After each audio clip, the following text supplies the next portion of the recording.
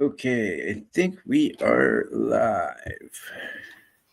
Hello, world.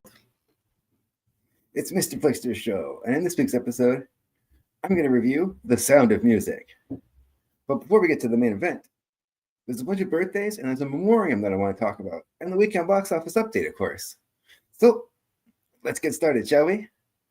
Live from Niagara Falls, it's Mr. FLIXTER's show on Saturday nights.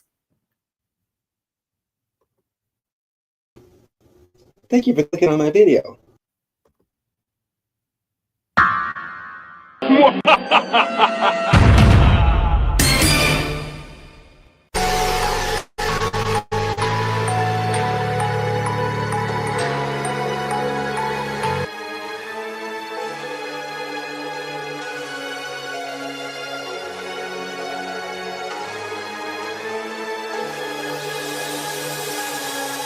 Hello, world. I'm Chris Maitini, aka Mr. FLIXTER. Mr. FLIXTER.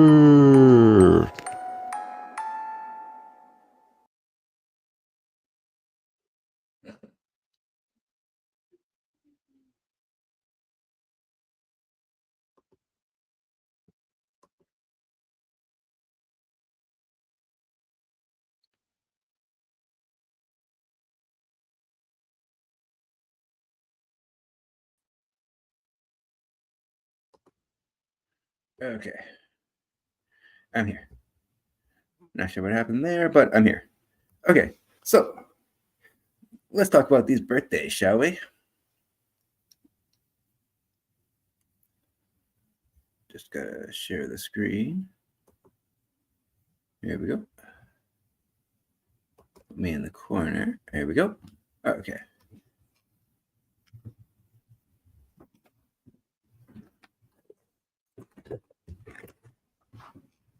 All right, so the first birthday is Mark Hamill.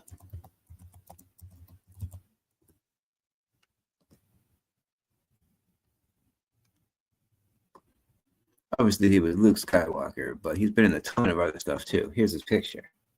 In case you're not familiar, there he is. Excuse me.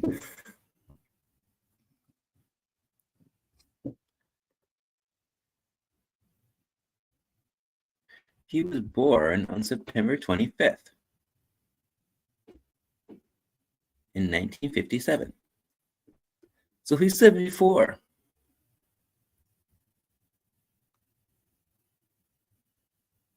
So let's take a look at his body of work, shall we?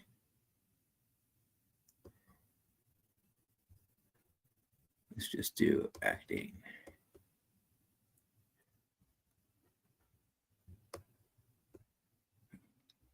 Go away. I'm not sponsored. Okay. So more recently, he was in this Lego Star Wars miniseries. That's cool. And he's in The Long Walk. I didn't know that. That's awesome. I'm looking forward to that one. That's a Stephen King movie. Well, adaptation, I should say. Then he was in The Sandman. I've heard that's a good show. Invincible, I heard, is a good show too. Yeah, that's right. He was in The Wild World, but I forgot about that. That was a good movie. 2024. Life of Chuck. I haven't seen that one, but I've heard good things.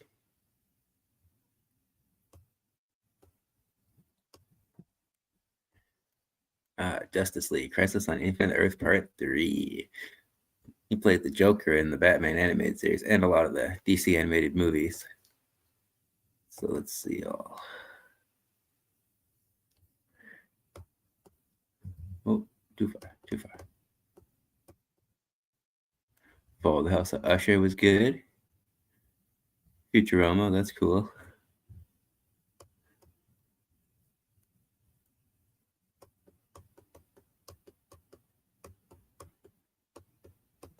Yeah, he reprised the role of Luke Skywalker in the Book of Boba Fett.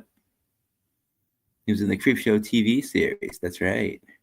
And of course, he was in Mandalorian. Great show. cool to see him as young Luke in that one. He was in Scooby-Doo Guess Who for 3 episodes, and Looney Tunes as Hans Hamster. I didn't know that. That's hilarious. It's fun to go back and see what people have done. Yeah, you played Chucky, that's right, in the Child's Play remake, but we don't really talk about the Child's Play remake on this channel.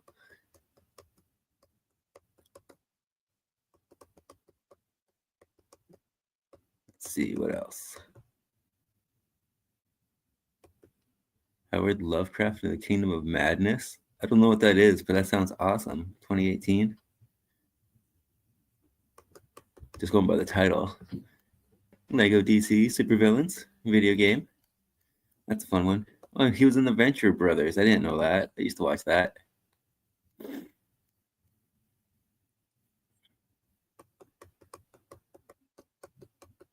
lot of TV shows here. He was a guest on The Big Bang Theory in 2018.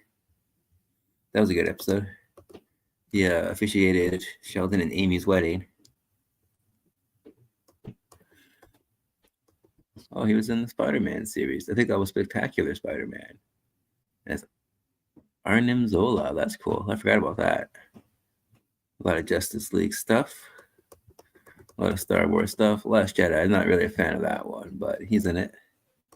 He's good in it, at least. And he even admitted he didn't like the direction they took with Luke Skywalker. But hey, he's just working with what he had. Well, that's right. He was in the Ninja Turtle show. That's awesome. 2017. And The Flash. Yeah, he played the trickster in that one too. 3 episodes. I remember that.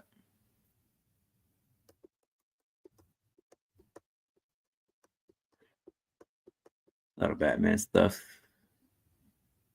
A lot of Star Wars stuff.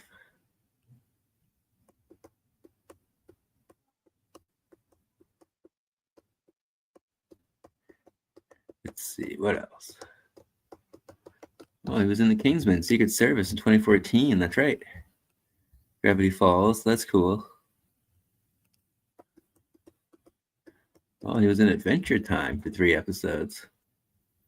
And he was in DreamWorks Dragons. I didn't know that, for 12 episodes. Wow. He's a very good voice actor, very talented. He's great at losing himself in his characters. He did a lot of voice work for Robot Chicken, too. I just haven't seen it yet on the list. Let's see, what else? What else?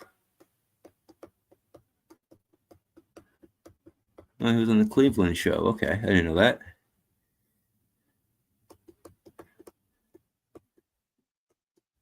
A lot of superhero stuff. The Boondocks, that was a good show. Dante's Inferno, I didn't know he was in that. That's awesome. That's a good movie. He did a lot more video games than I realized, too. That's awesome. Oh, he was in the last Airbender show for 11 episodes. Wow. He was Fire Lord Ozai. Oh my god, I didn't even know that. That's awesome. Let's see, what else? Good combination of like animation, video games, and movies. And TV shows. We're only halfway through the page too. Family Guy, yeah. He does a lot of Family Guy stuff, that's right. It's fun that he comes back and he does that just so he can be Luke Skywalker again. That's cool. Any chance he gets, he'll play Luke Skywalker.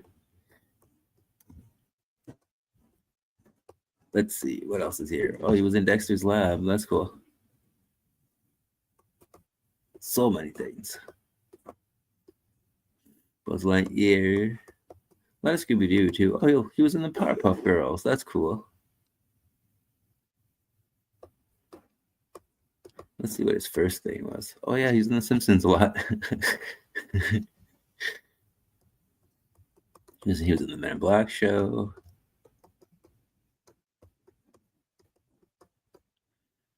Oh, he was even in Pinky and the Brain for an episode.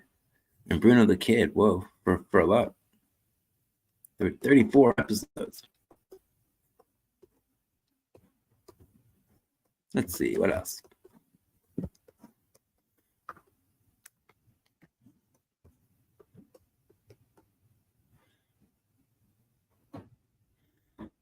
He was in the Ren and Stimpy show. Whoa.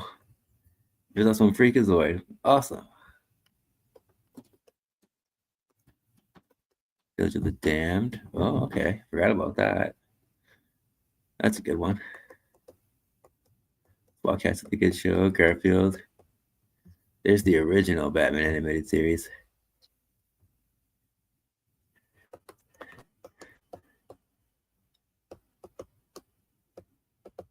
Let's see, what else? What was his first thing?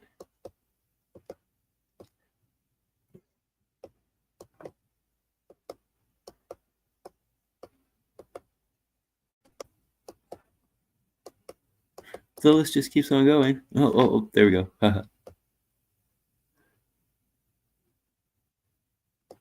Okay. General Hospital. Oh, wow. Who knew? 1963. And then the first movie. Who's on a lot of shows? What was the first movie? These are all shows. Oh, TV movie. Delancey Street, The Crisis Within, 1975. That's cool. And then let's just see. Another TV movie. Okay. TV movie. Oh, okay, I guess Star Wars was his first actual big movie. That's awesome. So happy birthday, Mark Hamill.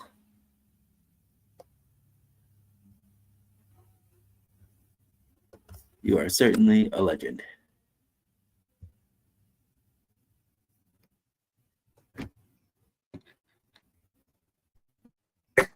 Oh, excuse me.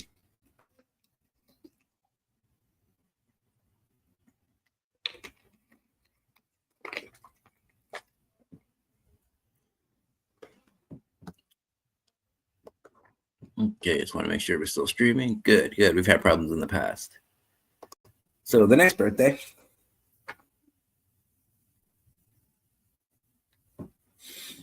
is Bill Murray.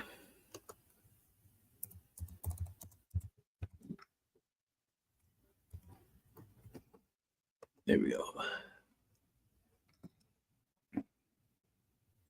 Let's get his picture. Here we go. He was born September 21st, 1950, in Evanston, Illinois. So he's 75.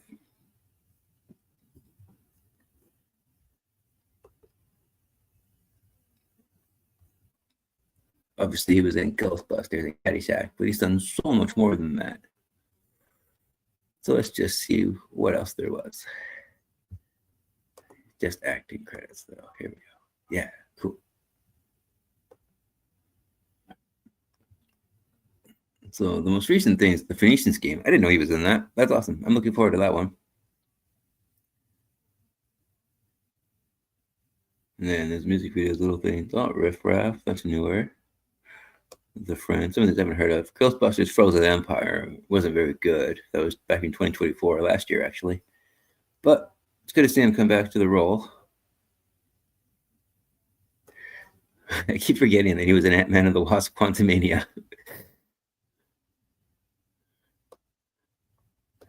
Afterlife was a better movie. I enjoyed it more than Frozen Empire, 2021.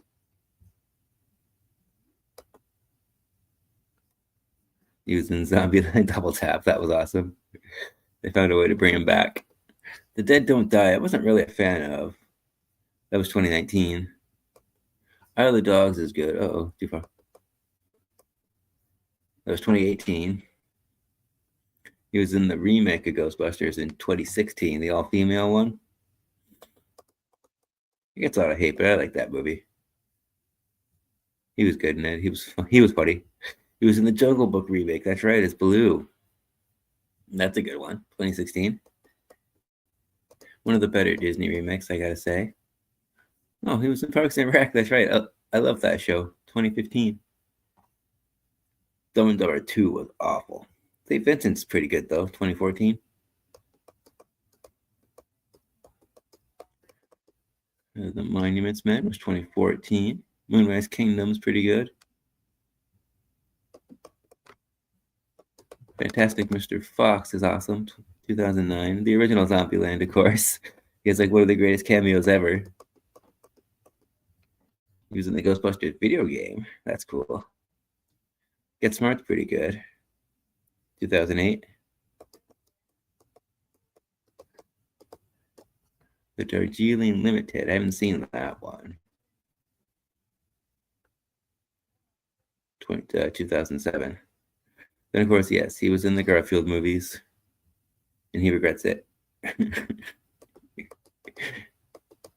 Life Aquatic with Steve Zissou is hilarious. That was 2004.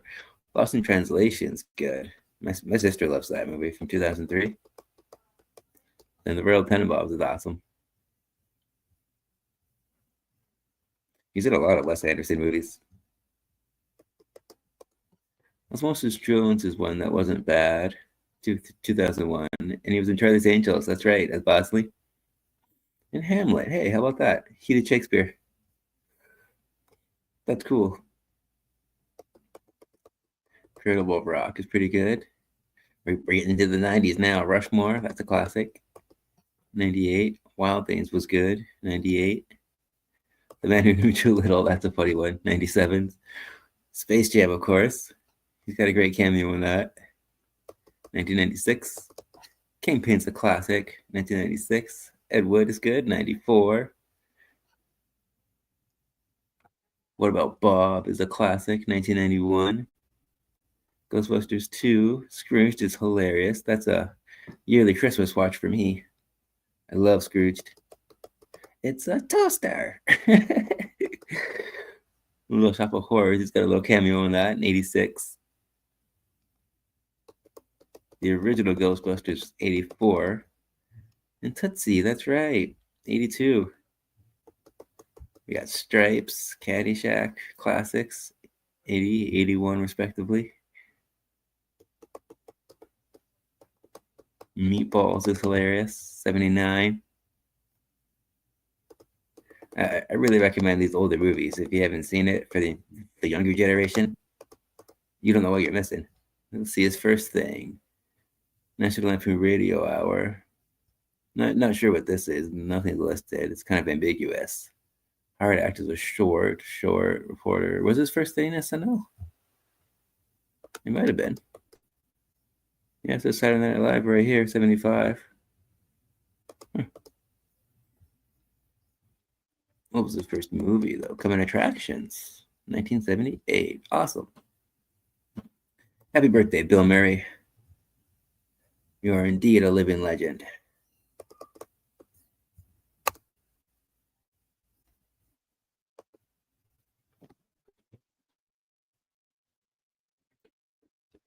So I just want to check, make sure if we're still going. Yep, we're good. All right, cool. And now the next birthday is Stephen King.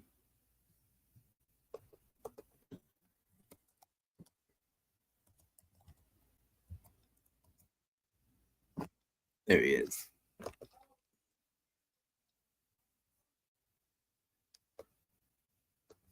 So here's his picture.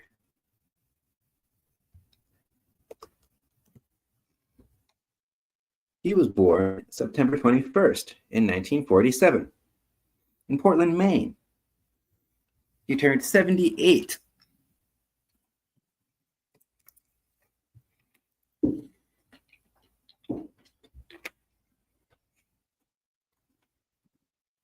So with this one, I'm going to do things a little differently because he's not really an actor. Sure, he starred in some of his movies, but I'm just going to highlight some of the better ones.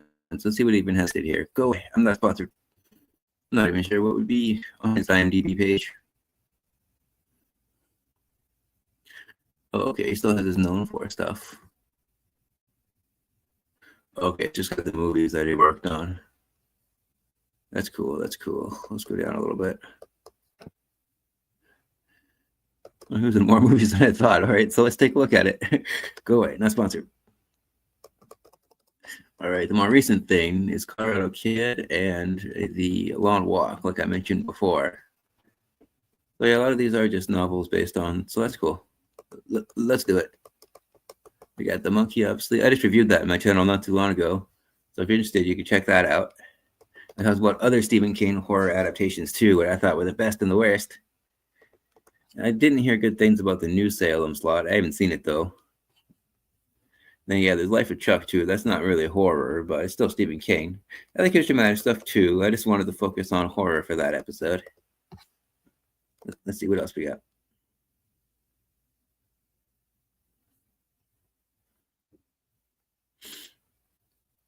Cemetery Bloodlines was awful, but it's just the credit for the novel. I don't think he worked on that movie. Oh, The Boogeyman. That's right. That was a short story by him. That wasn't a very good movie though. The Monkey's much better. Woman in the Room. 2022. The new Firestarter wasn't very good. From 2022.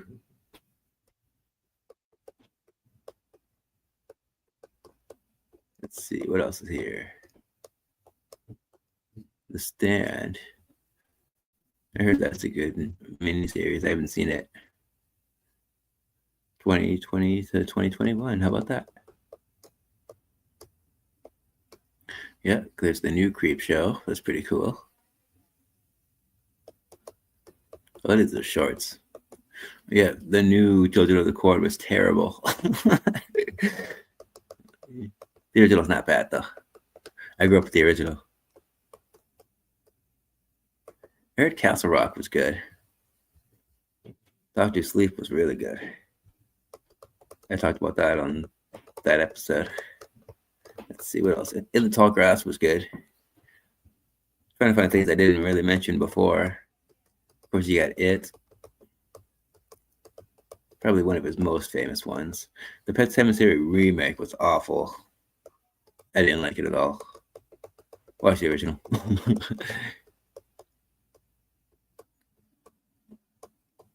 A lot of these are just duplicates because there's a lot of remakes of his adaptations. Oh, 1922. That one's a good one. I think that's on Netflix. That was from 2017. The Mist, I didn't talk about because I don't really like that movie. And I didn't see the show, obviously. But, you know, you can watch it, form your own opinion. I'm all for that. That was a bad adaptation, Dark Tower. But it wasn't horror, so I didn't cover it on that episode. Let's see what else is here.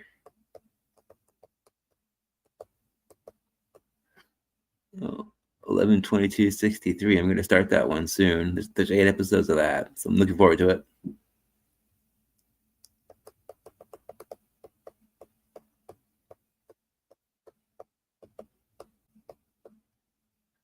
Under the Dome was 2013. That's when it started.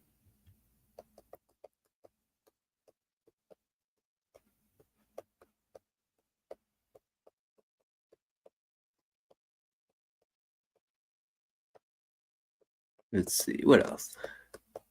What stands out?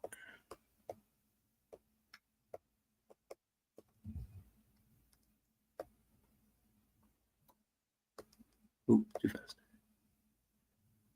Okay, we didn't miss anything. Let's see, what else?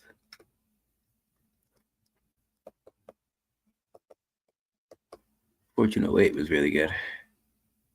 That's one of my favorites too. Great movie.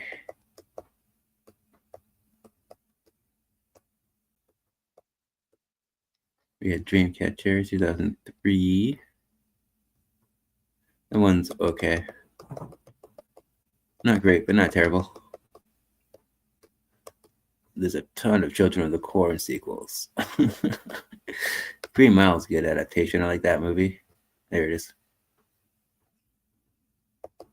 The Rage Carry 2 was terrible. Not even sure why they made it. There's a Shining miniseries. I didn't really talk about that on that show, but I did talk about the other Shining. There's Thinner. The Langoliers is pretty popular. The Mangler's great. I like the Mangler.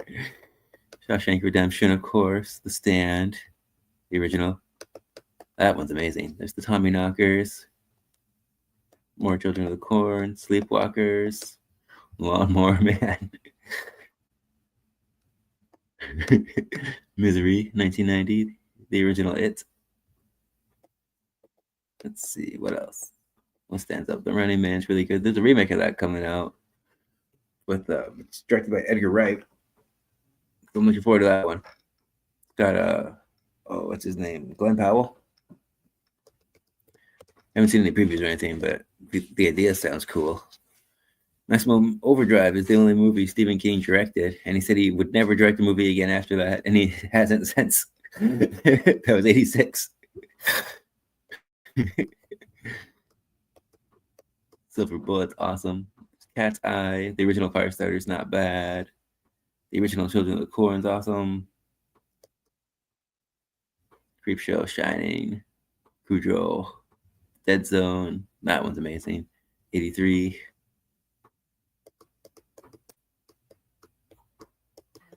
Okay, let's see what he acted in. Oh, he got a lot of cameos, a lot more than I thought.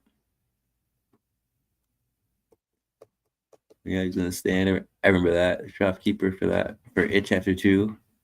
Oh, he was in Mr. Mercedes. I didn't know that. Yeah, he was in Under the Dome. He was in Salem's Lot as a voice. Oh, he was in Sons of Anarchy. That's cool. 2010. For one episode. Diary of the Dead was uncredited. Fever Pitch. I didn't know he was in that. I forgot he had a cameo. I haven't seen that in a while, though. Quite some time. Oh, he was in the Frasier remake. That's cool. Yeah, he was in The Simpsons once. I remember that. He was the pharmacist in Thin Air. He was in The Langoliers, The Stand, Sleepwalkers. He was in the original Pet Cemetery. That's right. And his first appearance was Night Riders. And he was also in Creepshow for a segment. That's cool. I talked about that one too. So happy birthday, Stephen King. Another living legend. A lot of birthdays are living legends this week.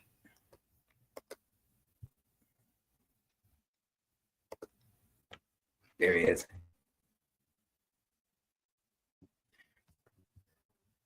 I'm just gonna double check, make sure it's still going. Yeah, cool. Oh, hey, Ben. I'm good, thank you. Thanks for watching too. That's awesome. I'm just talking about some birthdays here. Now I'm going to do a memoriam. So let's get to it, shall we?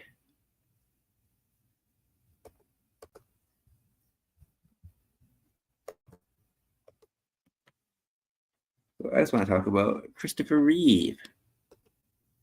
His birthday just passed recently.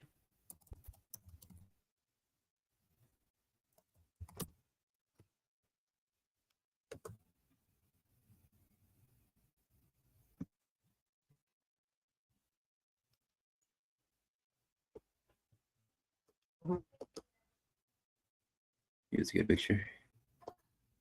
Great picture. Okay. He was born September 25th, 1952. So that was just a couple days ago.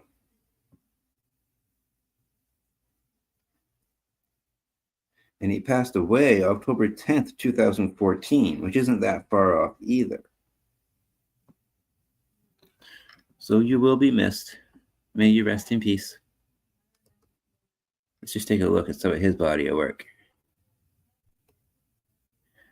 Obviously, he was in Superman. That's probably his most famous role. Oh, I thought that was going to pop up, but it didn't. That threw me off. So yeah, let's just do actor.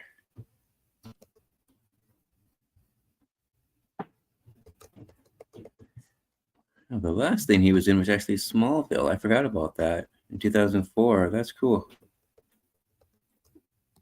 I didn't know he was in The Practice. Rear Window's pretty good.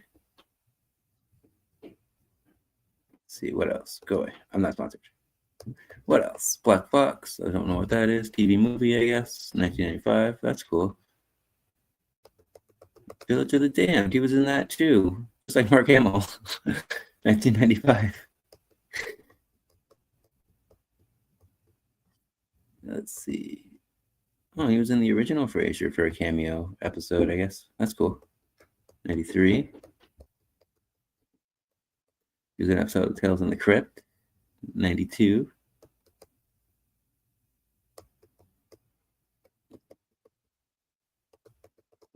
So some of these I never heard of before. Oh, The Grand Escape 2, The Untold Story. I know that one. Then, of course, there's Superman. Used in Anna Karenina.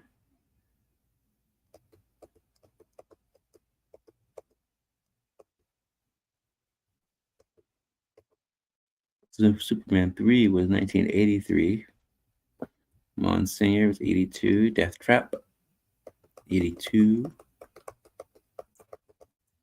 Somewhere in Time was 1980. The original Superman, of course, 1978. And his first role was in Great Performances as an officer. Okay. His first movie looks like Gray Lady Down, 1978. So may you rest in peace, Christopher Reeve.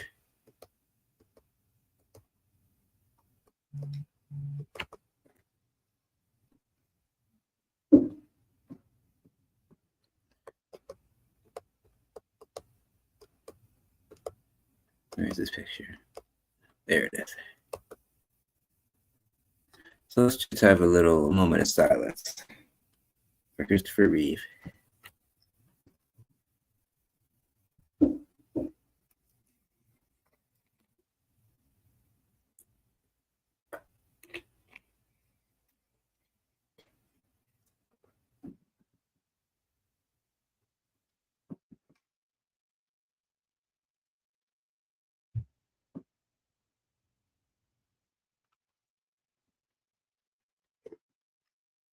Thank you.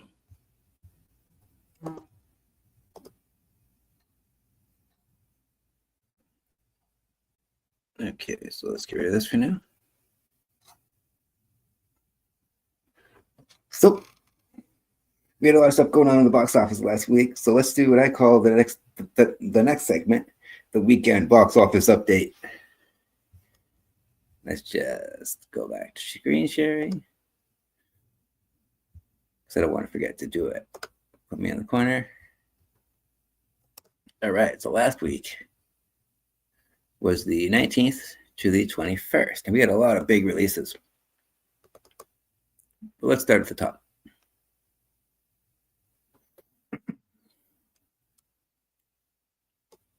So number one last week was Demon Slayer. That made another $17.3 million. And so far it's made $104.7 million. And it's only been out for 2 weeks. Wow. That's awesome. And then Him, I've been looking forward to this one. That just came out.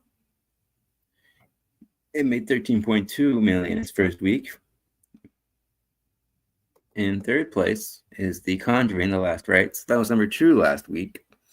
So it dropped a spot. It made $12.2 million. Oh, wow. It dropped a lot. So did Demon Slayer, but it made a lot that opening weekend, I guess. But yeah, wow. That's like half, more than half.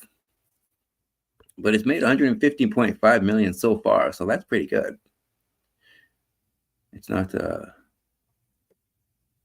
losing money. Much it kind of is, but yeah. It's still making quite a bit here. And number 4 is Downton Abbey, the grand finale. My parents saw that. They liked it. That was 3 last week. But even that dropped a lot, 64.6%. So it made $6.4 million, and it's made $31.7 million so far. So I kind of thought that would have made a little more, but I guess it's not that popular as it was when it aired. Kind of surprised they're still making Downton Abbey movies, actually. This is, what, the 3rd one now? Something like that. Anyways, number 5 is The Long Walk. $6.2 million. Even that one dropped a lot from its last week. been out for 2 weeks so far, and it's made $22.6 million. Another new release this week was A Big, Bold, Beautiful Journey. This one looks interesting. I kind of want to see this one. But it didn't really make a lot for its opening weekend. I guess there wasn't a high demand for this one.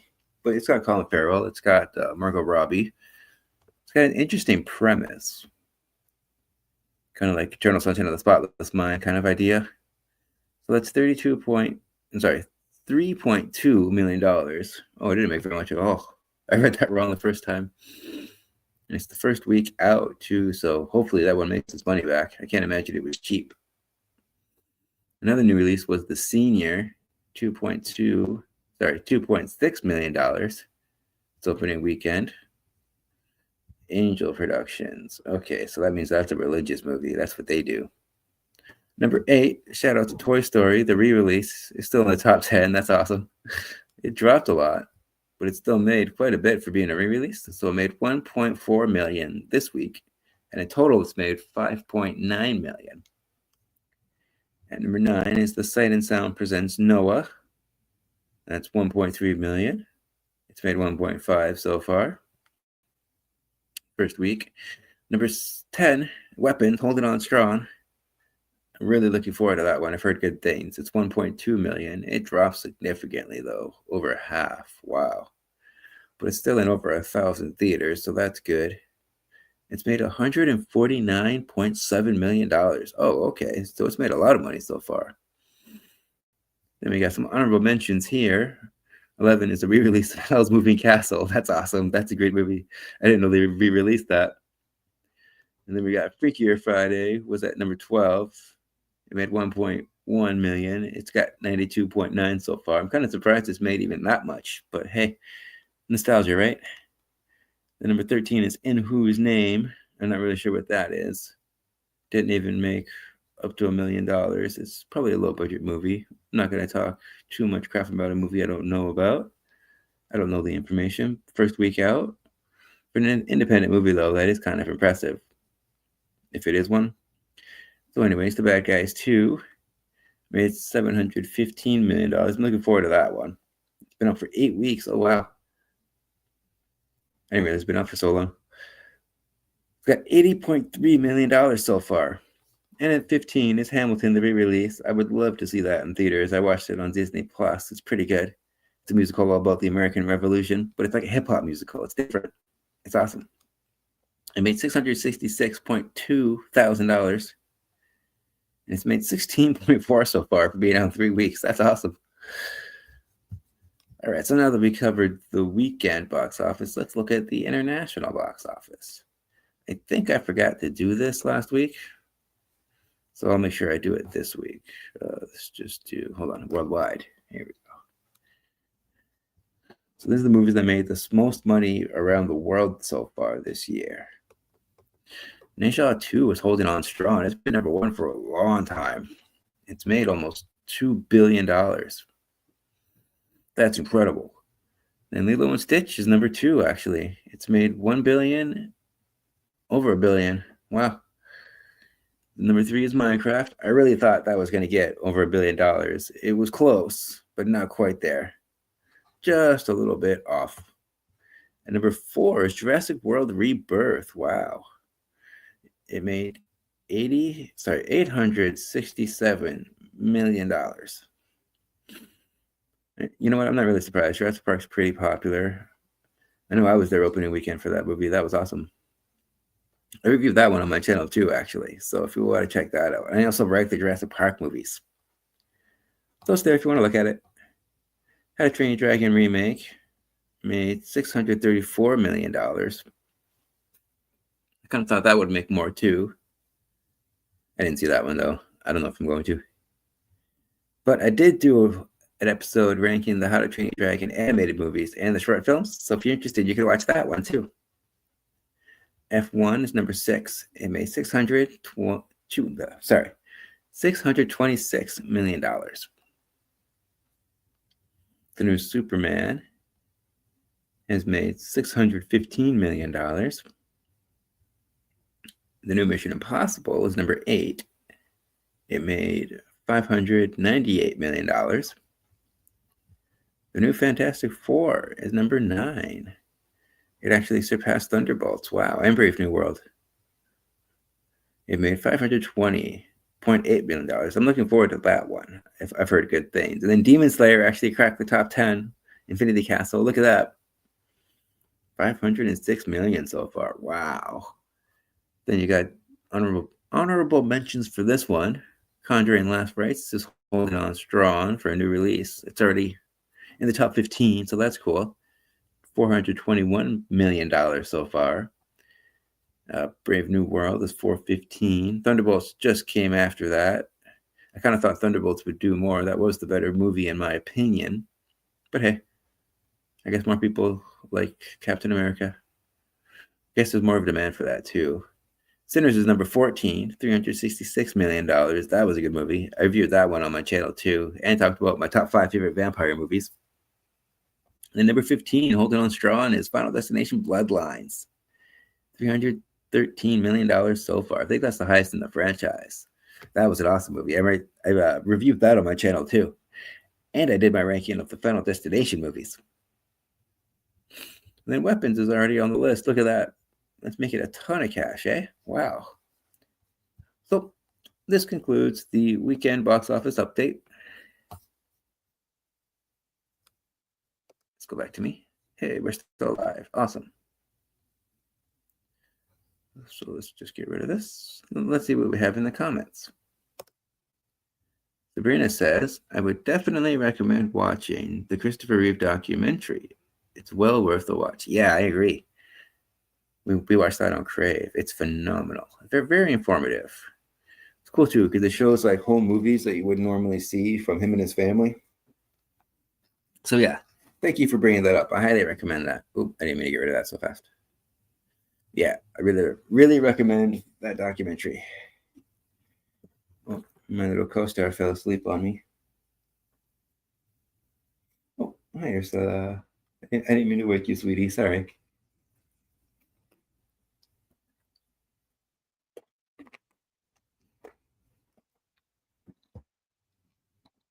So, let's get to the main event, shall we? I'm going to do my review for The Sound of Music. I'm not going to be too spoilery. I'm going to try to avoid spoilers for people who haven't seen it yet. But I'm going to start at the beginning because it's a very good place to start.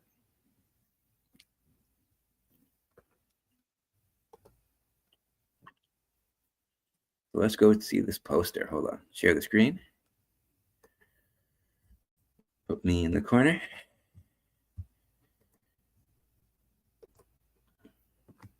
So, The Sound of Music. What can I say about this movie that hasn't been said already? I mean, it's a classic. But you might be surprised. Go away, I'm not sponsored. But you might be surprised to find out that it's not all sunshines and rainbows. I love the classic poster too when they were all hand-drawn. There it is. Great poster.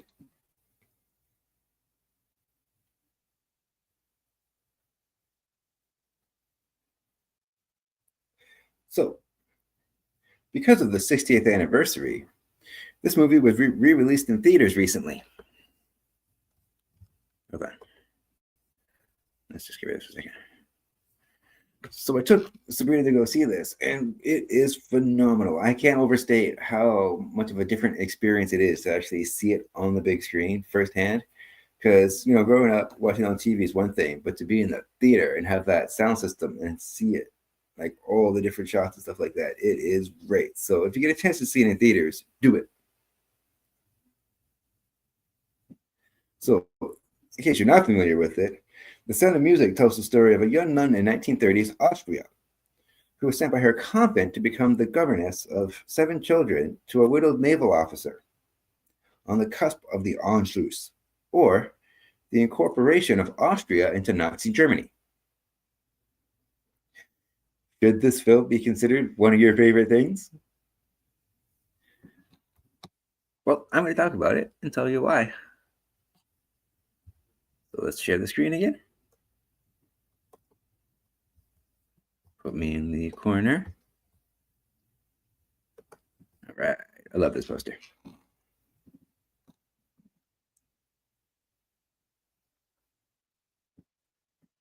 So, The Sound of Music was directed by Robert Weiss. It was written by George Hrdlicek, Howard Lindsay, and Russell Krauss. Sorry if I butchered that. It stars Julie Andrews as Maria, Christopher Plummer as the captain, and Eleanor Parker. I'll get into the other cast too later. There's a huge cast. But it was made on a budget of $8.2 million. And it made $161.4 million worldwide.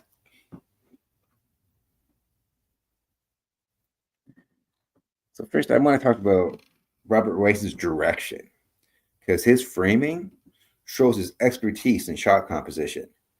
Every camera angle, actor's mark, prop, lighting choice, and set design is meticulously deliberate. Everything has a purpose. And this film is gorgeous to look at. It was filmed on location in Salzburg, Austria, more specifically in the Mundsee Abbey, the Felschenreitschule Theater, Nonnberg Abbey, Mirabell Palace Gardens, Resident Fountain, and various street locations around Allstadt, which is Old Town of the area, of the city. So, the Central Europe, well, sorry if I butchered some of those names, by the way. But anyways, the Central European setting is the epitome of exquisite architecture. Each building, inside and out, adds to the old world atmosphere, accentuating the aesthetic of the time. The Alps, first introduced in the beginning and ever present in the background thereafter, are captured on film in a way that encompasses the sheer magnitude of the environment. It's breathtaking to see some of these shots on the big screen, especially that intro with the on the helicopter. You don't see it obviously, but yeah, that's mainly what they use to get some of those shots. More about the helicopter later. However, contrary to the gorgeous surroundings, there was a lot of rainy days and frigid temperatures that the cast had to deal with that made it a constant challenge for them, that they've talked about in numerous interviews. So even though it looked nice, most of the time, it was raining. The original plan was to shoot in Salzburg for 6 weeks. However, because of this continuous rain, they ended up staying in the city for 11.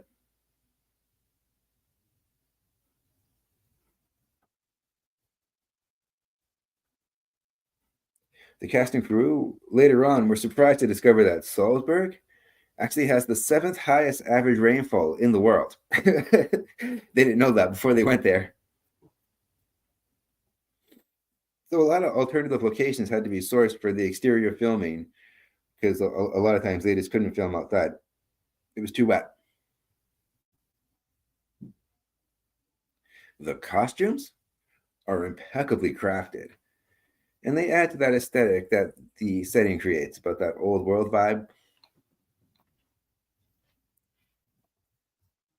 I want to take a second. Yeah, we're still streaming. It's cool.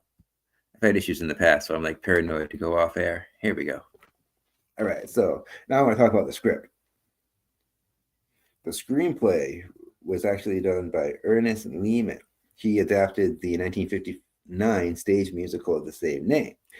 And both of those were inspired by the 1949 memoir, The Story of the Von Trapp Family Singers, by the real-life Maria von Trapp. So a lot of liberties were taken, but this was based on a true story. Lehman made adjustments to the arrangement of the songs to suit the narrative in order to translate the stage musical to the silver screen.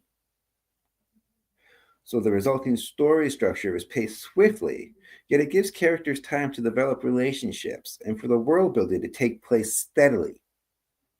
Therefore, it feels more like a natural progression of events as for random events or feeling rushed or something like that. It's more cohesive. Because some stuff doesn't translate well to screen that translates pretty good on stage, and vice versa. Some things on stage don't translate on screen.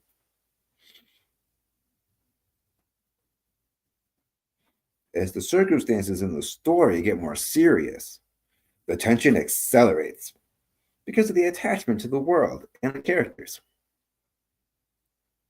This mood is a foreboding sense of uncertainty. The film conveys the fearful, oppressive atmosphere of the time without openly showing political rallies or violent events. Instead of this, it depicts a looming presence of Nazi officers, suspicion from surveillance by them, and the fear of being betrayed by friends who become Nazi sympathizers, or worse, informants. You don't know who's watching or what they're going to say. That is kind of terrifying if you think about it. So yeah, that paranoia is constant throughout the film.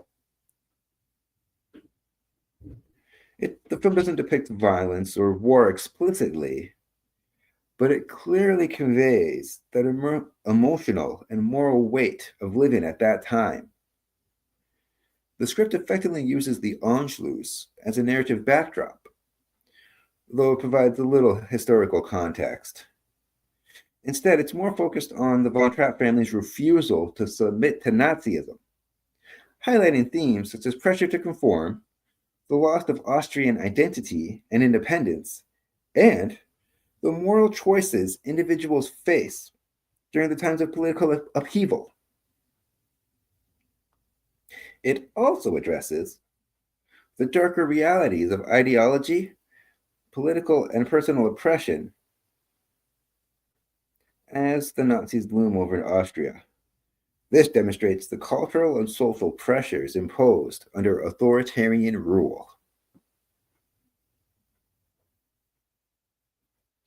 So even though you might think this movie is all sunshine and rainbows, it's got these darker undertones that you might not realize. Obviously, the movie is probably most famous for its score by Rodgers and Hammerstein. I just want to make sure we're still going. We're still alive. Yeah, still going. Cool.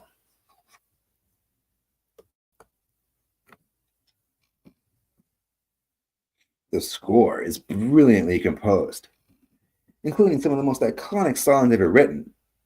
Some of the highlights for me are the title track, The Sound of Music, Maria, My Favorite Things, Do Re Mi, So Long Farewell, and Edelweiss. I love how the choreography is perfectly synchronized to the music. The way each musical number is shot and edited feels kind of like a music video, but in a good way, because it's shot with long takes during a lot of the dance scenes, and it really highlights like what the dances look like. A lot of times things are cut too much and it's too close up, so you can't really see what's going on. No, you can see all the dance numbers in this, and it's awesome.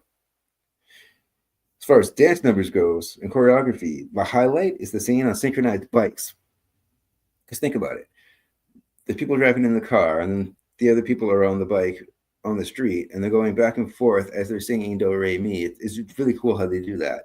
I put a clip of it in the commercial for this episode if you want to check that out. It's amazing. I put find clips on YouTube too. But I really recommend you watch the movie.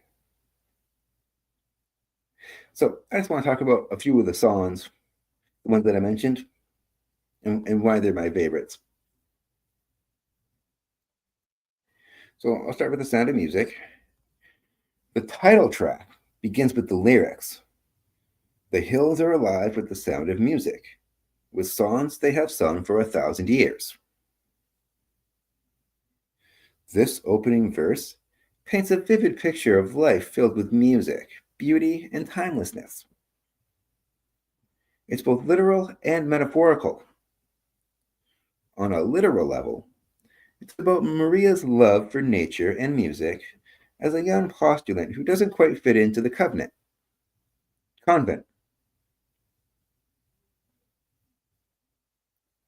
Her love of singing and the outdoors makes her feel alive and more connected with something greater than herself.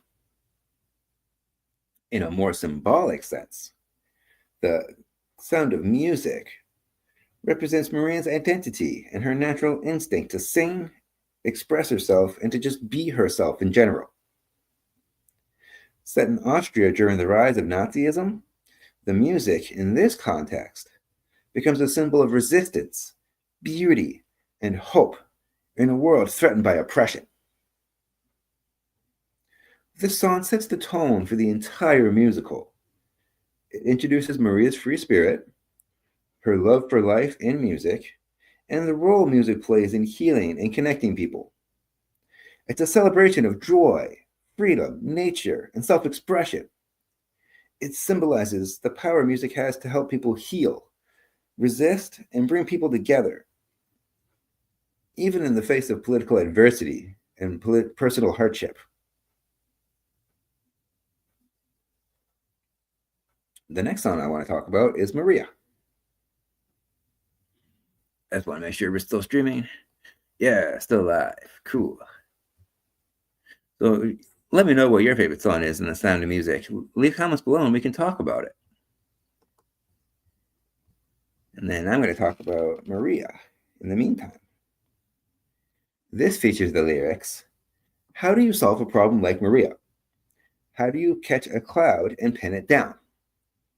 How do you find a word that means Maria? A flibbertigibbet, a will-o'-the-wisp, a clown." This helps us see how others view Maria.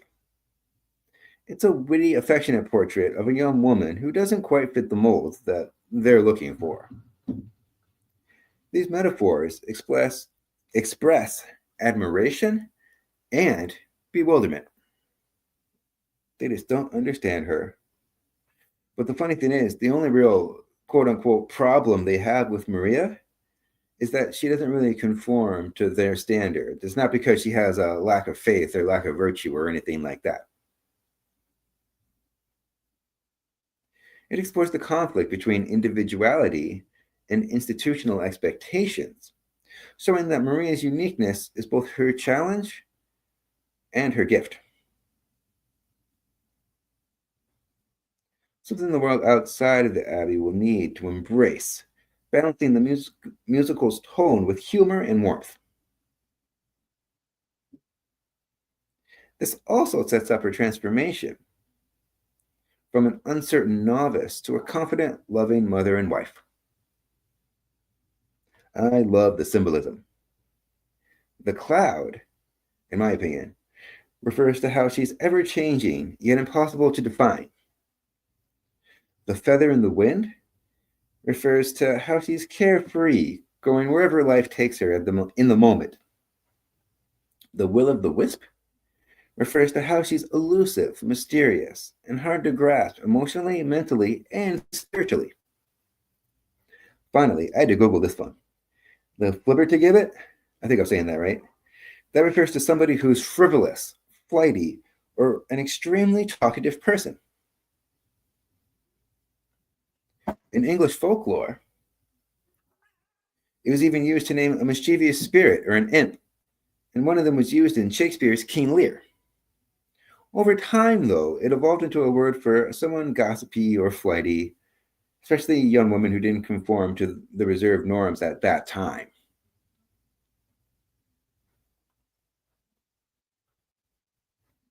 So I never heard that word before until I'd seen this when I was a really young child, long, long ago. The next song I want to talk about is my favorite things. Just want to double check, make sure we're still alive, and we are. Awesome. Cool.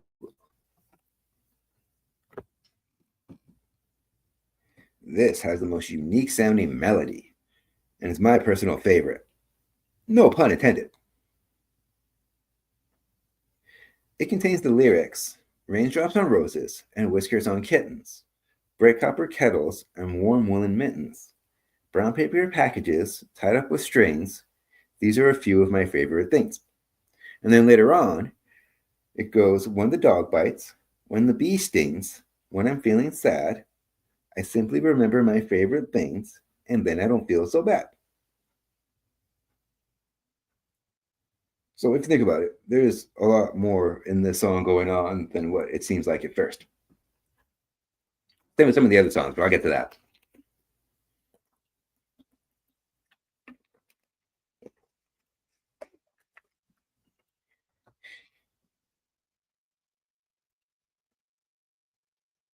So, some of the favorite things listed have symbolism that I really appreciate, including the raindrops and roses, which I interpret as finding beauty in the worst of times.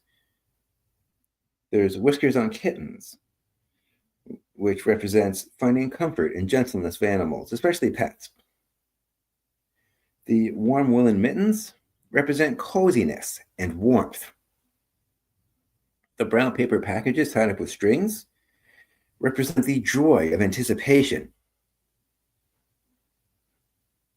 And the snowflakes on eyelashes, which is also mentioned in the song, represents that childlike wonder. At its core, this is the coping song. Maria sings to the Von Trapp children in the movie during a thunderstorm to show them how to focus on the good things when life is feeling scary or hard. What Maria lists are simple sensory joys, the small things in life. Things that are warm, soft, sweet, or comforting. This teaches children that you don't need a big, extravagant things in life to be happy. It's not always about the money, it's about small pleasures. Those little moments that can ground you in difficult times. The acknowledgement of fear or sadness, and then shifting focus to things that bring you joy or peace, doesn't deny pain. It gives a healthy tool to deal with it. It reveals that Maria's deep optimism and her nurturing maternal nature. She comforts others with warmth and empathy, hinting at how music and love will be tools of healing and resistance throughout the story, especially as political darkness looms. It's a gentle lesson of how to stay emotionally grounded, even when life feels stormy, both literally and symbolically. Promoting gratitude, mindfulness, and emotional self-care.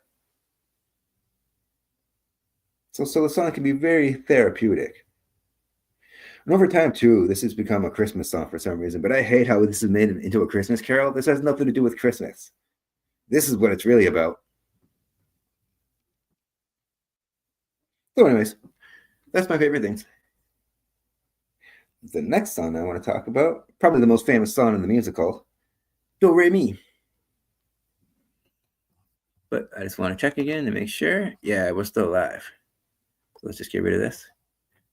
So, when you were a kid in elementary school, did you have to sing Do Re Mi in your music class? Because I did. I'm sure a lot of people did. I Googled it, and it's true. Many teachers use this as a tool to help teach the musical scale. And here's why. Let's share the screen. Put me in the corner. And here we go.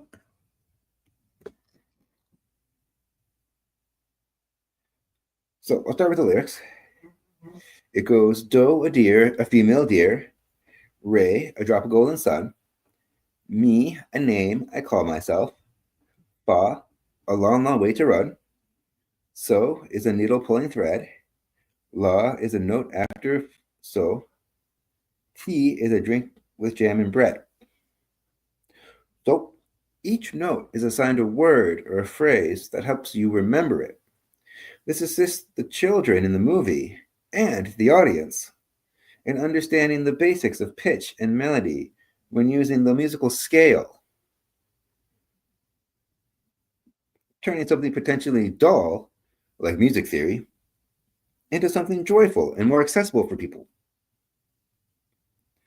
The music becomes a metaphor for finding one's voice. This is especially important in the storyline, as the children were previously repressed by their father. Maria subsequently used her creativity and warmth to transform the household. And this song marks the turning point in that emotional bonding between the characters. When the father hears them singing it, he really opens up to them. So this is more than just a fun kids song. It's a symbol of growth, learning, and joy, with a clever musical tool that unforgettably teaches the fundamental concepts of music theory.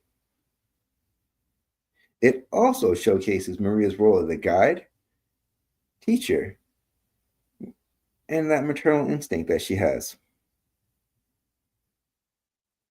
Bringing music back to the Von Trapp family's life seems like exactly what they needed at the time.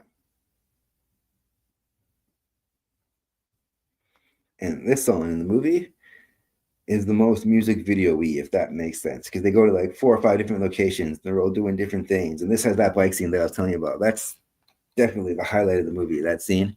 So good. So the next song I want to talk about is So Long Farewell. Let's just make sure we're still going. Yeah, still streaming. No problem so far. That's awesome. I don't want to jinx it though, so knock on wood. There we go. All right, next song. So Long Farewell. It's another famous one.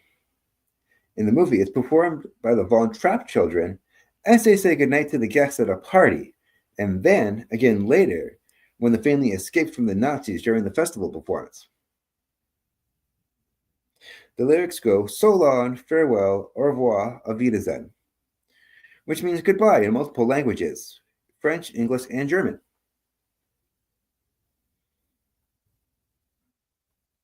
So little did I know it, but this taught me my first German word when I was a kid. Auf Wiedersehen. Their song shows the different children's personalities, their charm, and how they've come to live under Maria's care. It also shows how they've come to life, so to speak. Each child gives a reason for leaving with light-hearted wit. Their synchronized performance symbolizes their growing closeness and teamwork. Later in the story, the song takes a darker tone. As the family performs it at the music festival, they say both goodbye to the audience and Austria as they know it. Because in reality, they're using it as a way to safely flee during the Anschluss. So it's a sweet, sad goodbye, kind of bittersweet actually, that also subtly reflects larger themes like change, escape, and new hope. What starts as a cute bedtime performance becomes a symbolic act of freedom later. So I love how this song works on 2 different levels. Same as some of the other songs.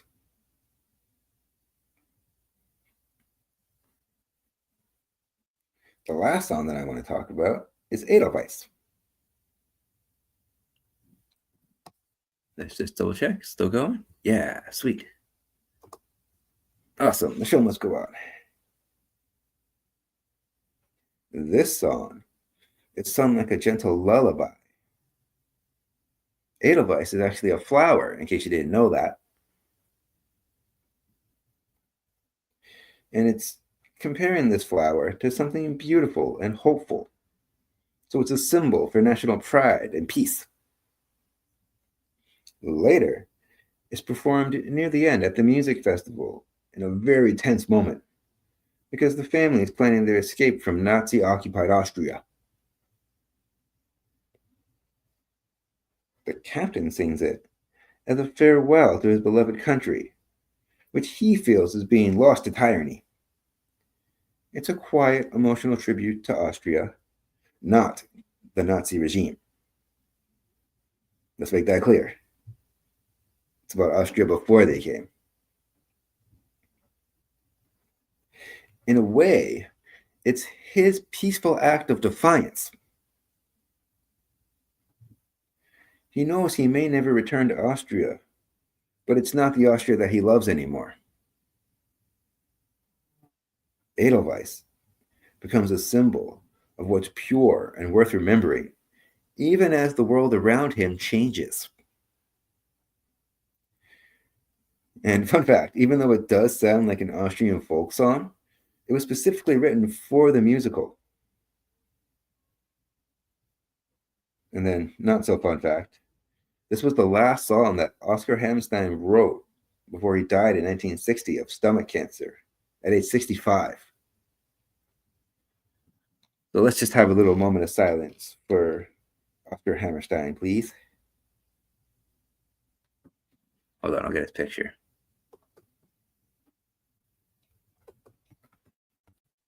Oscar Hammerstein.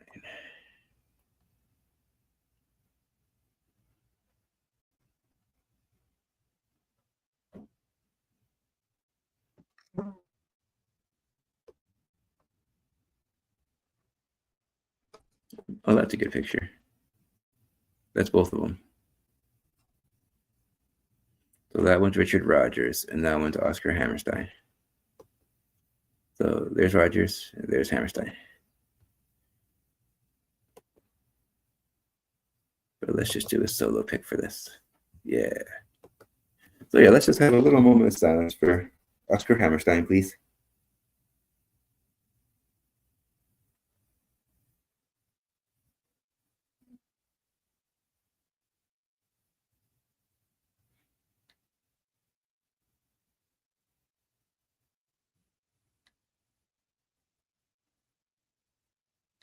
Thank you.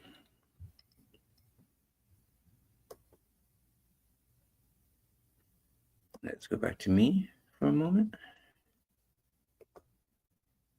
Okay. So there was actually 3 songs from the original Broadway production of Ordinary Couple, How Can Love Survive, and No Way to Stop It. But these songs were cut and replaced. In the film, there was 2 new songs that were made instead. That was I Have Confidence and Something Good. So let's talk about this cast. Oh, wait, hold on. Share the screen. I almost forgot. There we go. Put me in the corner. There we go. Cool.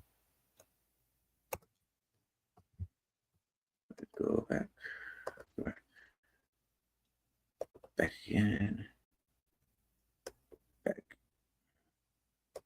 Back again. There it is. So let's go to Julie Andrews.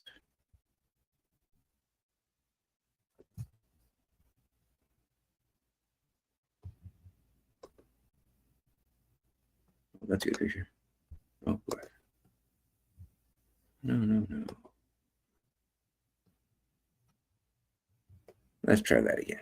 Go away. I'm not sponsored.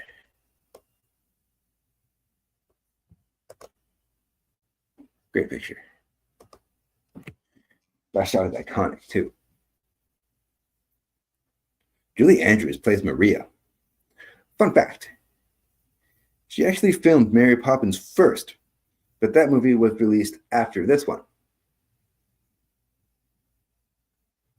She plays this part elegantly, with so much class. She could be silly, she could be sweet, or somber, depending on the moment. And despite the difficulties with the weather and the helicopter, and the long days of shooting, she retains this good-natured soul who's a bit of a wild card, yet still has a heart of gold. Especially with this scene here. This is what I was talking about with the helicopter. She had such a difficult time. They had to do this like 14 takes or something like that, just because she kept getting blown away by the helicopter when it flew in to get that close-up of her. So every time we got too close, it would blow her back. That would suck. And they had to be quick too, because it got cloudy a lot. They made sure they were in the sun for that shot. So if you look closely, the way it's edited, the clouds in the excuse me, the clouds in the background are different. They're not consistent. It took me the longest time to notice that, because I didn't know that at first. But the more you watch things, the more you notice things.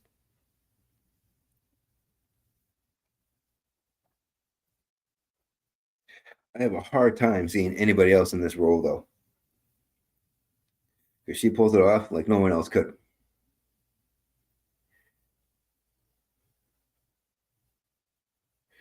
She has this moment when she's standing on the stairs, when she's feeling really down on herself later on in the movie, and the captain asks her to stay. And then everything that you need to know about her is encapsulated with no words. She just does this simple hand gesture. She brings them up. Hold on, I'll demonstrate. Let's go back to me. When she finds out the good news, she just goes like this, and she runs up the stairs. And it's such a sweet, touching moment between the two characters.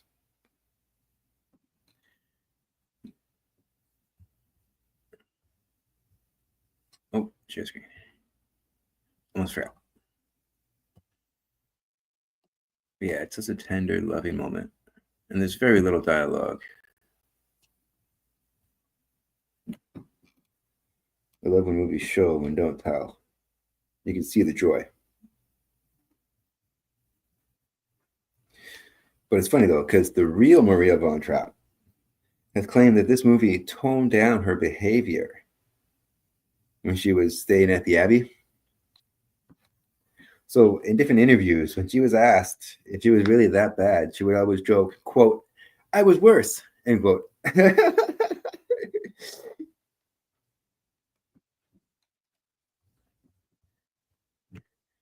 And Christopher Plummer plays George Von Trapp, the captain. I don't think they ever really say his name very much in the movie. Go away. How to write ton of music. That's what this video's all about. We'll get there. Don't rush me. So where's Christopher Plummer? That's not a picture. Okay.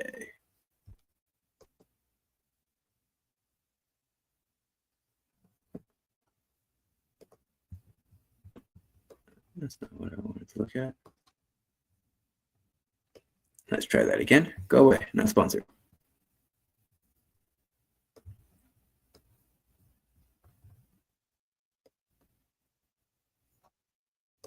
Okay, let's just do it like this. Is there a solo pickable? Sure there is. Of course there is.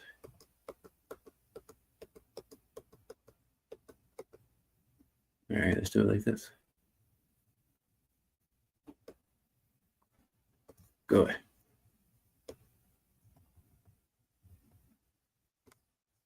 Let's filter. Christopher Plummer.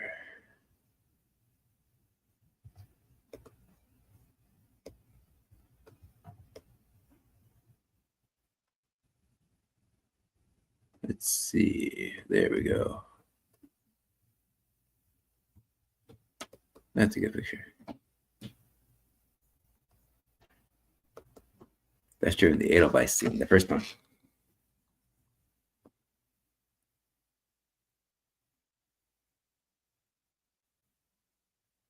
He's delightfully droll, yet stern in the role. In numerous interviews, he's confessed to being drunk on set most of the time, and he hated the experience most of the time. At that time, he even called the film too saccharine, and he often referred to it as the sound of mucus. Later on, though, he did come to appreciate it over time. He even described it in his memoir that came out in 2008. The memoir was called In Spite of Myself. But in that, he described it as, quote, warm, touching, joyous, and absolutely timeless, end quote. However, sadly, Christopher Plummer passed away in 2021 at age 91 from a fatal fall. So rest in peace, Christopher Plummer. You will be missed. I'd like to do a moment of silence for Christopher Plummer, please. May he rest in peace.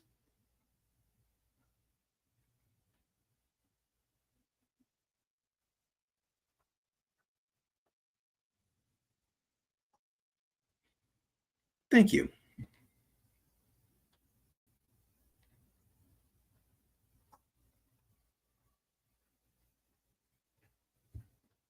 In numerous interviews, the real Maria and the children have all proclaimed that the real person wasn't as stern or strict. He was actually kind of the opposite. He was always very loving toward them. He loved to sing. Next, we're going to talk about the kids in the movie.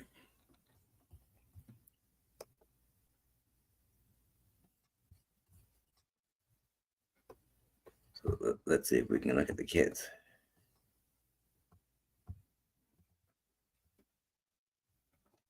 Let's just go back.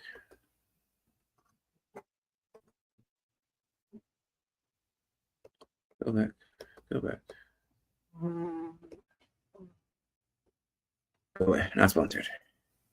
Go away. All right.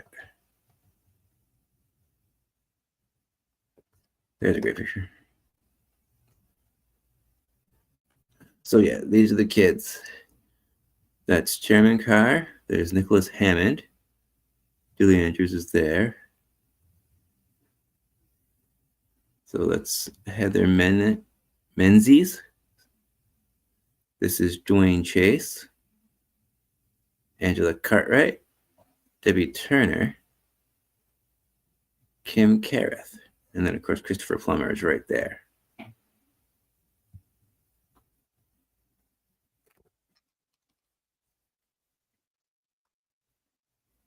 So the kids are charming in their own ways. They start off as a rather mischievous bunch, but over time, they develop a personal connection to both Maria and their father.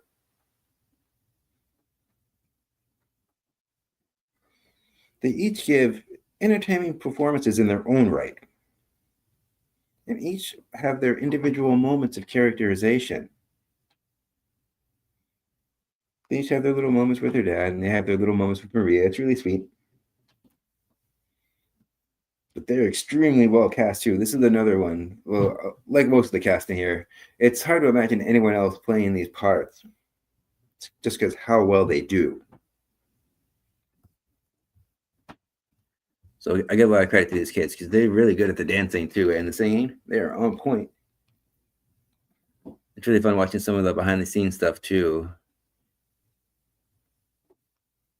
How precise everything actually is. Really incredible. But it's funny because it took so long to shoot that because they were growing, the girls had to wear like platforms in their shoes just so they stayed the same height. So the boys stayed shorter because that's how they started when they were filming.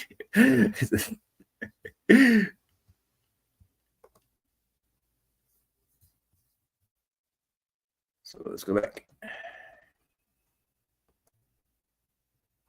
Back.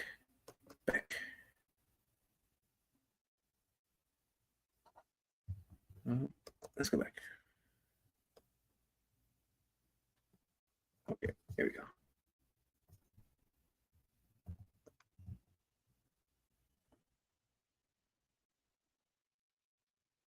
Next is, I forgot to write it down, but Eleanor Parker as the Baroness. She's kind of a rival to Maria, and I always hated the Baroness. So is this a picture of her? Yeah, there she is, but there's got to be a better one. Let's see if I can get Eleanor Parker.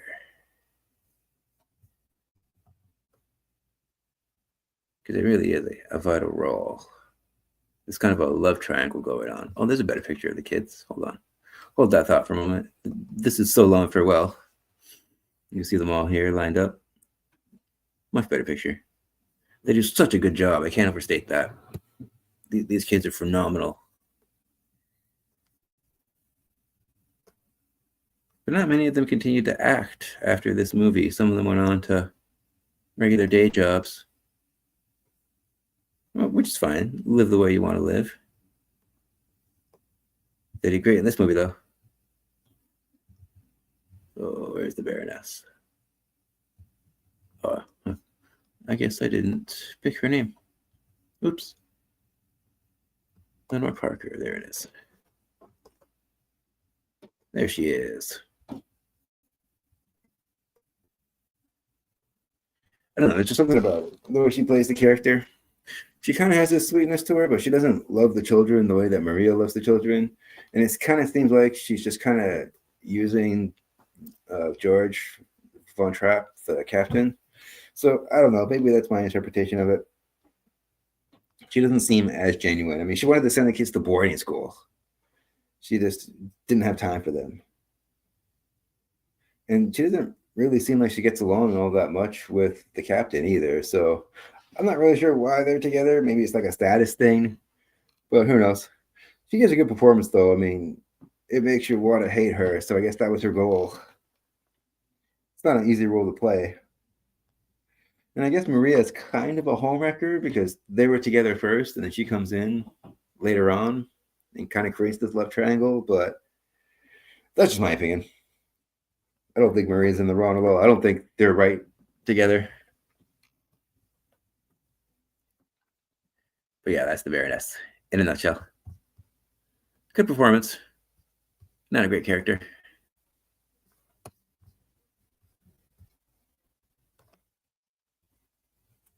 So let's go back to the poster. So overall, actually, before I do my little wrap up, am I still streaming? Yeah, cool. Any comments? No comments. That's cool too. Back to what I was saying. Oh, yeah, share the screen. Okay, cool. Oh, what's going on here? Okay, here we go. Overall, I think this film should be considered among your favorite things for the reasons that I've listed, especially because of the pageantry of the set designs, the costumes, the choreography, and the way the script is written and the way it's directed. It's all fabulous. There's just something about the way older movies are made. Technology aside, quality was put above quantity. They only made movies of stories they thought were worth telling at that time. And at this time, this was groundbreaking filmmaking. Setting the template for many musicals to come after this. And you can see the formula. The clear lack of technology makes the filmmaking aspect even more impressive if you think about it.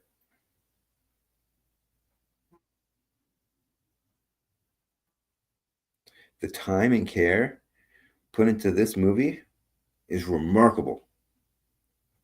Nowadays, movies feel too artificial because they're manufactured with an abundance of CGI and green screens rather than filming on location. And they don't make genuinely wholesome, feel-good movies anymore either. And this film is sweeter than sipping Kool-Aid through a red vine.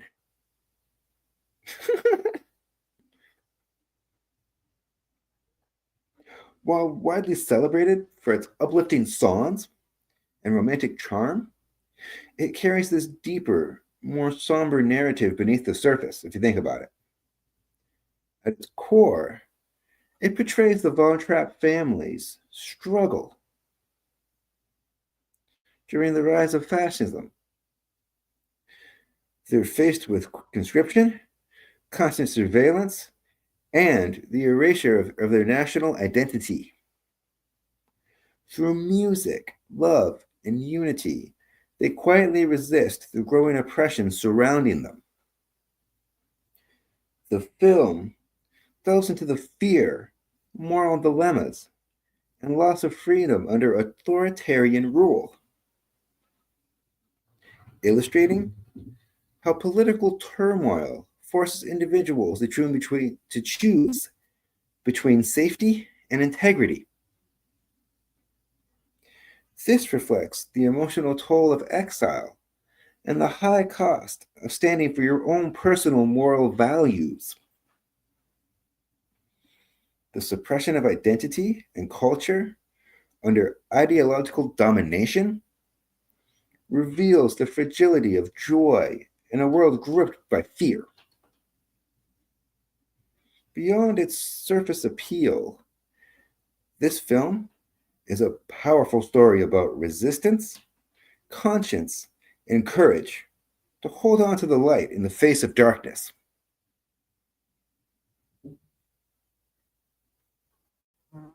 So these are some of the reasons why this is my second favorite Rodgers and Hammerstein musical. My favorite of all time for them is The King and I. But that's a whole different video. I grew up watching this film, but I've never seen it in theaters before, so that was a really cool experience. Again, I can't overstate how much of an immersive experience it was. It's so good in theaters.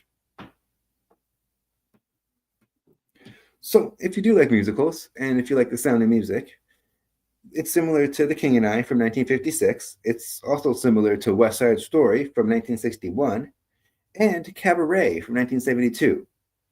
So I highly recommend this movie if you like those. And I recommend those movies if you like this. The Sound of Music masterfully contrasts light, such as love, music, and family, with the dark, which is oppression, fear, and political turmoil. That dichotomy is what gives the film's story that lasting emotional impact. I think that it deserves iconic status for these reasons, not just because it's a feel-good musical, but as a resilient cultural artifact that speaks to the issues still relevant today. I mean, look at the wars that are constantly going on now. That's why it has that timeless quality. It's still relative, still topical. The music is just the icing on the cake. And with a title like The Sound of Music, the music needs to be technically sound.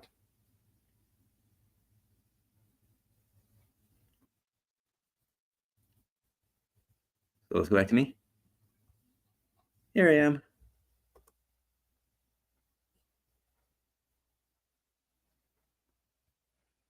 Oh, Sabrina says, I have to give this movie an extra, extra large popcorn. I can't wait to see it again. And I'm really glad that we were able to share that experience together. I highly recommend seeing this in theaters if you get a chance. So, my official grade for The Sound of Music is an extra, extra, extra large popcorn. I have to agree with you on that one.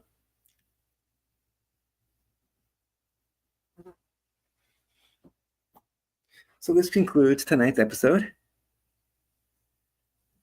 I highly recommend Sound of Music, and so does Sabrina. Thank you, Sabrina, for taking your notes tonight to help me with writing this episode. I do appreciate all the help you do. Quick recap. The Sound of Music is more than just sunshine and rainbows. If you look beneath the surface, there's a lot of darker undertones that you might not have realized. But if you look closely, all these little subtle nuances are there. And I really appreciate how it's not that in your face about the war, and it doesn't directly have any messages about whether or not war is bad, or it doesn't really give an opinion about Nazism so much. It just has George's opinion, the captain, and he really doesn't want to live under Nazi rule. So I like how the film has that balance. It's great. I really recommend you give it a chance. Sabrina says, you are very welcome. So this concludes tonight's episode. I hope you enjoyed. Highly recommend The Sound of Music. And with that, I will play the outro. Until next time. Wait. Let's try that again. Take 2. So, until next time. I'll see you at the movies. Have a great day. Did you know that I'm a film critic for HorrorBuzz.com? You can read my reviews on their website, and I make frequent appearances on their YouTube channel, HorrorBuzz Live. So I'll leave links below for that too.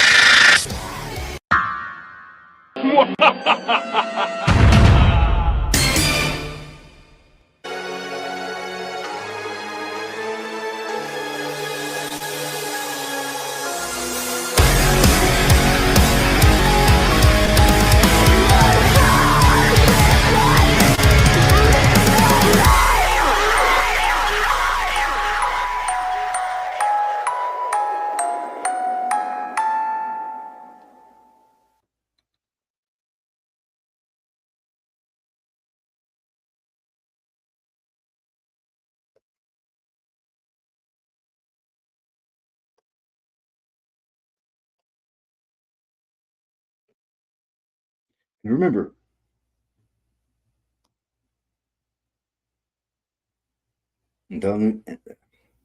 take 2. And remember, until we meet again, so long, farewell, au revoir, auf Wiedersehen. Have a good night. Bye.